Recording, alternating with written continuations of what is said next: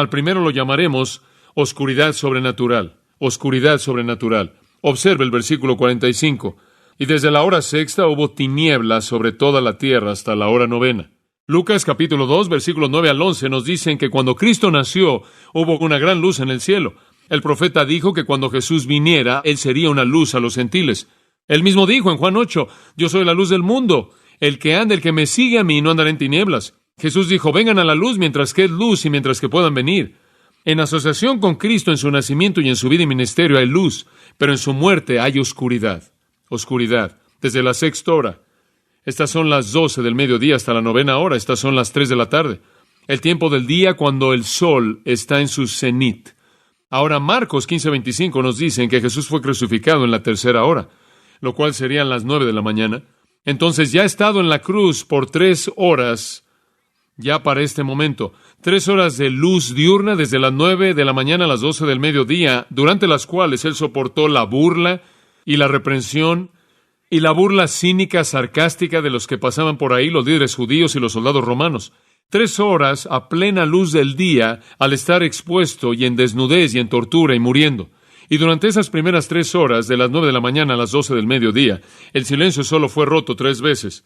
La primera vez Jesús dijo, Padre, perdónalos porque no saben lo que hacen, como se registra en Lucas 23:34. Y Él dijo eso a favor de los soldados romanos que lo estaban crucificando. Poco después, Él rompió el silencio de esas primeras 3 horas de nuevo al decirle a un ladrón arrepentido que estaba colgando al lado de Él, de cierto os digo que hoy estarás conmigo en el paraíso. Y las primeras 3 horas de silencio fueron rotas solo una tercera vez más cuando Él vio a Juan y a María su madre, Juan su amado discípulo, estando de pie al pie de la cruz y sabiendo que ellos se perderían cuando se fuera. Y entonces Él encomendó el uno al otro y le dijo a Juan, he aquí tu madre, y a María, he ahí tu hijo, he aquí tu hijo. Les dio el uno al otro para cuidar el uno del otro. Pero fuera de eso, las 3 horas de las 9 de la mañana a las 12 del mediodía no fueron quebrantados por ninguna palabra de Cristo en la cruz. Pero ahora, las siguientes 3 horas comienzan, y de manera instantánea se vuelve oscuro sobre toda la tierra. La palabra tierra es G. Podría significar tierra. Es la palabra que también se traduce tierra. No sabemos si la oscuridad envolvió solo a la tierra de Israel, solo a la ciudad de Jerusalén y los lugares aledaños, o si la mitad de la tierra cubierta por luz normalmente fue instantáneamente transformada en noche. Dios pudo haber hecho cualquiera de las dos. Recordamos, ¿no es cierto?, en Éxodo capítulo 10, cuando Dios hizo que solo estuviera oscuro en la tierra de Egipto. Entonces Él pudo haber creado una oscuridad territorial sobrenatural si Él hubiera querido. También recordamos, ¿no es cierto?, en Josué, leyendo la historia maravillosa de Josué en el capítulo 10, en donde la Biblia nos dice que el Señor hizo que el sol se detuviera. En otras palabras, se detuvo en el cielo en un lugar. La tierra, en términos técnicos, dejó de rotar por un momento en el tiempo, durante un periodo de tiempo, mientras que Dios llevaba a cabo su obra. Y eso debió haber impactado al globo entero. Después recordamos, segundo de Reyes 20, en donde la sombra del sol retrocede y Dios de nuevo hace un milagro con el sol y con la rotación de la tierra, la cual bien pudo haber afectado y probablemente afectó al globo entero. Entonces, si Dios hubiera querido mantener la oscuridad delimitada en un territorio, Él lo pudo haber hecho.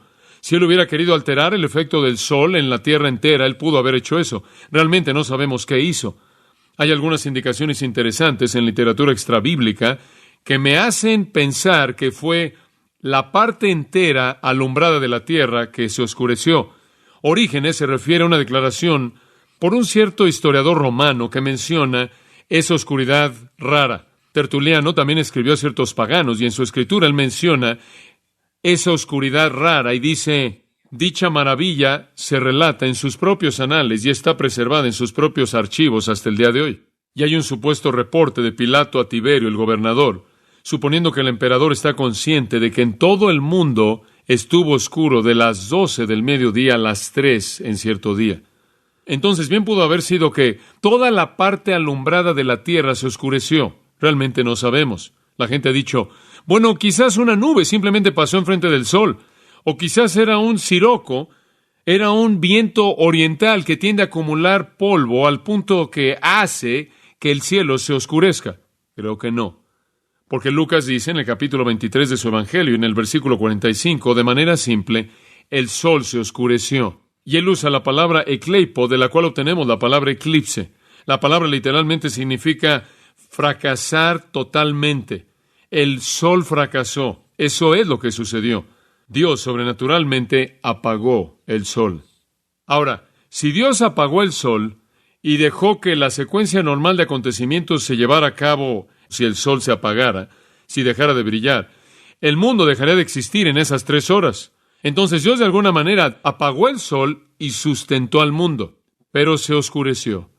No fue, en términos técnicos, un eclipse científico. No podría haber sido porque la temporada del año en la que la Pascua es celebrada coloca al sol y a la luna en extremos opuestos de la Tierra.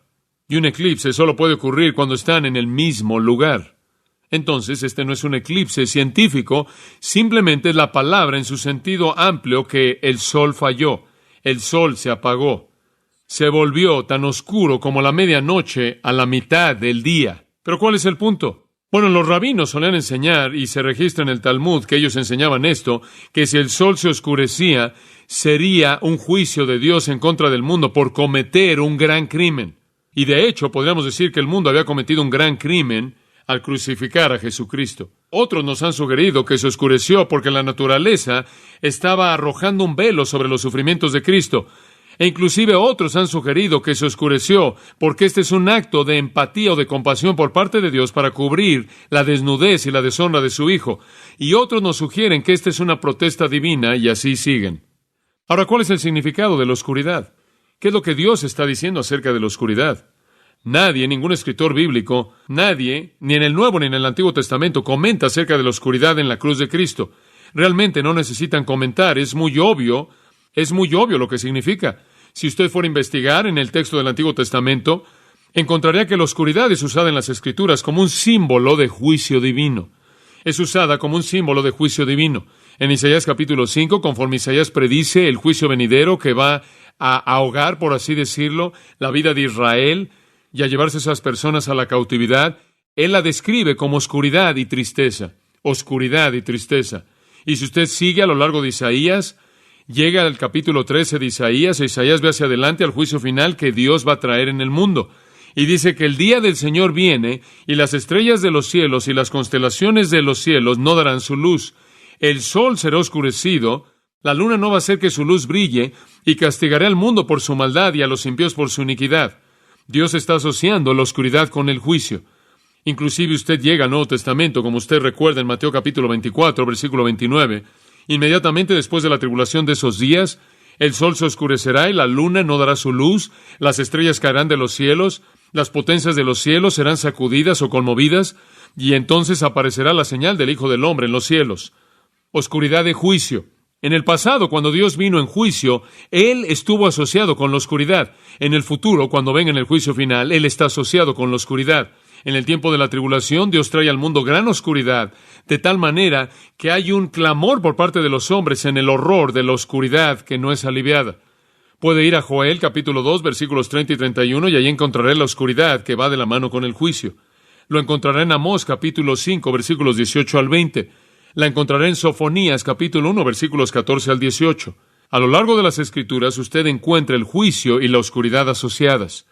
Si la salvación de Dios es vista como luz, entonces el juicio de Dios es visto como oscuridad, oscuridad profunda. Y sea un escritor del Antiguo Testamento o un escritor del Nuevo Testamento, todos ven la oscuridad. De hecho, cuando los ángeles fueron expulsados y atados en 2 de Pedro 2:4, dice que están atados en cadenas de oscuridad. Creo que es claro entonces que lo que vemos aquí es el comentario por parte de Dios que este es un juicio. Esta es la oscuridad que está asociada con el juicio divino.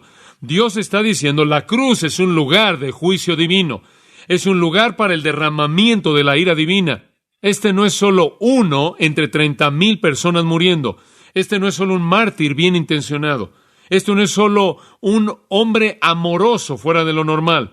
Este es un acto de juicio divino y Dios da testimonio de esto de una manera muy dramática al hacer que se convierta en la medianoche a la mitad del día. Ahora, solo hay una cosa que Dios juzga, eso es todo. Solo una cosa que condena. Solo hay una cosa en contra de la cual Dios derrama su ira y eso es pecado. Entonces, aquí en la cruz tenemos el comentario mismo del Padre, que de hecho es un juicio en contra del pecado. Esto es mucho más grande que tan solo un hombre muriendo por algo en lo que él creía. Este es un juicio divino en contra del pecado, como es certificado por la oscuridad sobrenatural.